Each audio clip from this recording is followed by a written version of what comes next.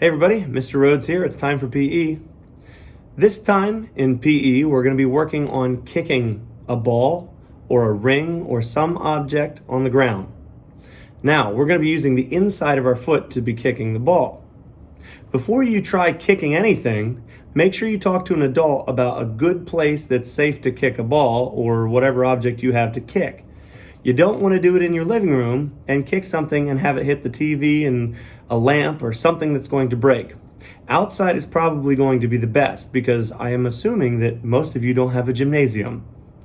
All right, we'll see you in the gym to talk about what we're doing. All right, hey everybody, now we're in the gym. I'm going to be using a deck ring to be kicking for our lesson because when you kick this on the floor, it's not going to roll away too far. It's going to actually slide and slow down a lot faster than using a ball. And since we're inside, I don't want balls flying all over the place hitting people. So we're going to be using a deck ring. At home, you can use a soccer ball outside or a playground ball or any kind of ball that you have that would be all right to kick. So here we go. We're going to be using the inside of our foot. If you look at my shoe right here, you can see there's like a little symbol there. That's the part of the foot right here that we're going to be using to kick the ball or the object we're using. When you do this, you're going to stand off to the side a little bit so that you can kick it better. I use my right foot, so I'm off to the side so that my right foot is right behind it. If I use my left foot, I'm going to stand over this way so that when I come through, my left foot can kick the ball easier or the target. So, like I said, we're using the inside of our foot. I point my toe out to the side. That way when I step aside with the non-kicking foot, I'm going to step aside. My foot comes through with the toe pointed out, and that little side picture there on my shoe is going to be able to hit my target. So, step aside, swing your other foot through, and kick. Now I'm actually going to go ahead and kick it a little harder than that this time. You can take a few steps back if you want to, but if you're not good at it, you might want to stand up here right beside it at first. Step aside, kick. And then it goes off sliding on the floor or rolling in the grass. If you have a wall that you can use to kick something against, that would be better. That way you don't have to go chase it all the time. But don't stand too close because if it bounces off the wall and comes back at you, it might hit you. Also check with an adult to make sure it's okay to kick against that wall.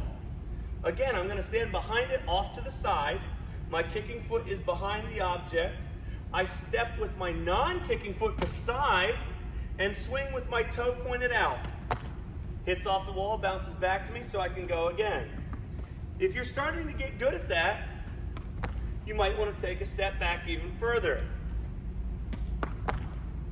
So here we go. I'm going to take a little more of a step back, run up to it, and give it a kick.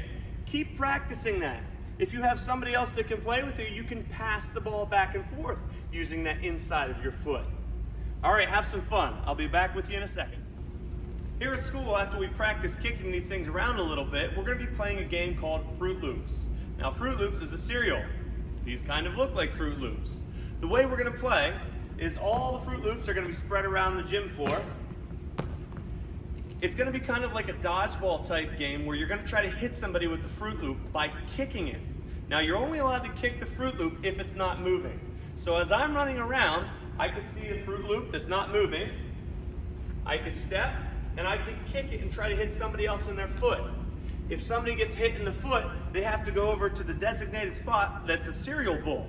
So if that's over there, our cereal bowl, they would go over there to the cereal bowl and do 5 jumping jacks or 5 push-ups or whatever I say to get back out of the cereal bowl and come back in the game. And then you can play again. If I see a Fruit Loop moving and I kick it before it stops, I am automatically out and I have to go to that cereal bowl and I have to do some exercises. So at home, if you have a couple people, you could practice kicking the ball and trying to play ball tag or some version of it where you kick whatever object it is and try to hit somebody and then they're out or they're it and then they have to kick it back and hit you. So good luck trying to make up your own game and trying to make this Fruit Loop game work at home. Have fun, practice your kicking, and stay safe. See ya.